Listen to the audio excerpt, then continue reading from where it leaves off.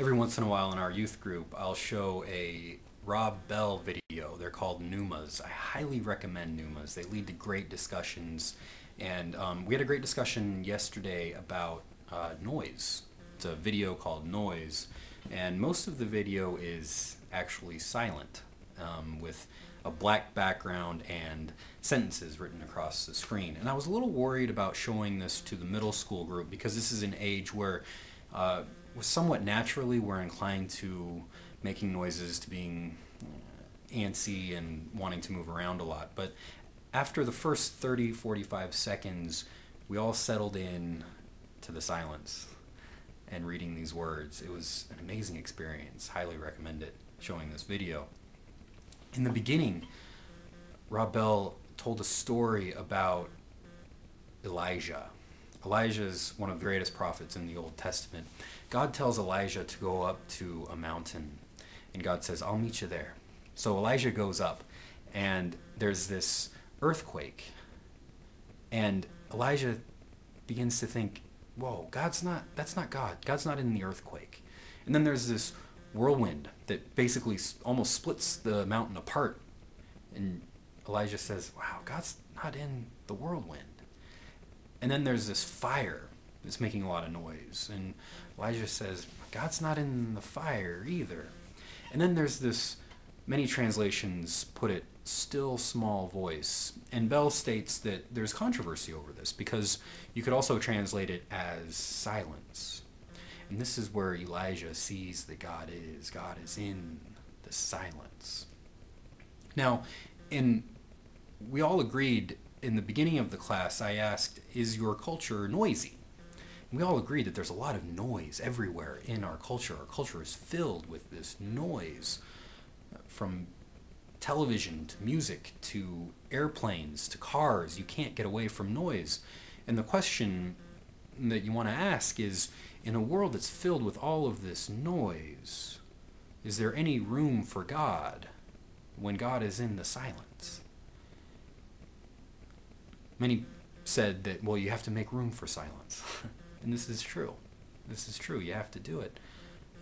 And I wanted to connect this story also with the life of Jesus.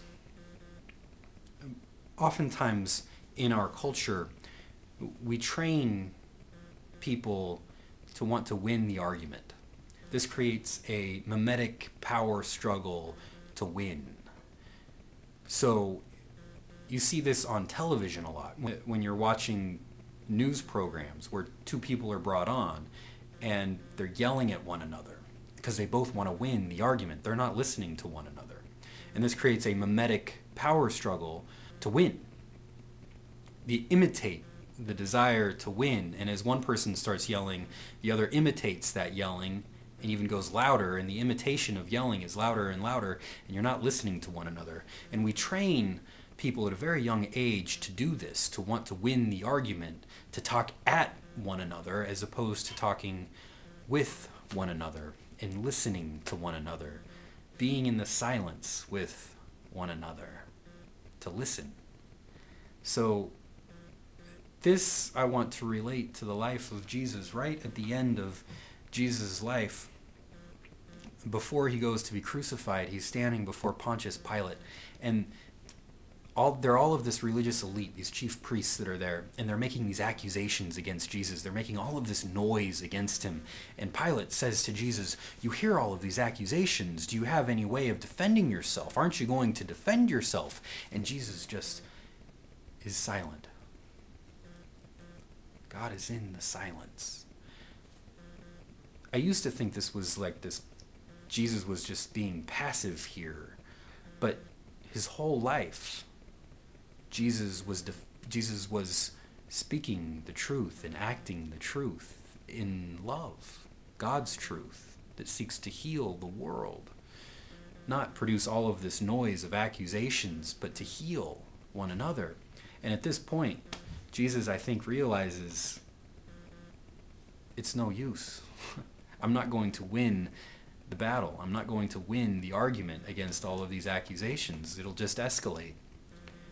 And so he loses. He loses the argument. and he goes off to be crucified, and he dies. But the amazing thing about this is that the silence ends up winning out of love. Doesn't win the argument, but raises back up and offers forgiveness. This is the amazing thing about the truth of Christianity. It's not something that you bat people over the head with, but that you forgive one another for getting into these power struggles. So, and the only way that you can do that, I think, is by living in the silence. In the silence, in the listening to one another, in the love of God. So, those are my thoughts. Love to hear what you think. Thanks. Bye.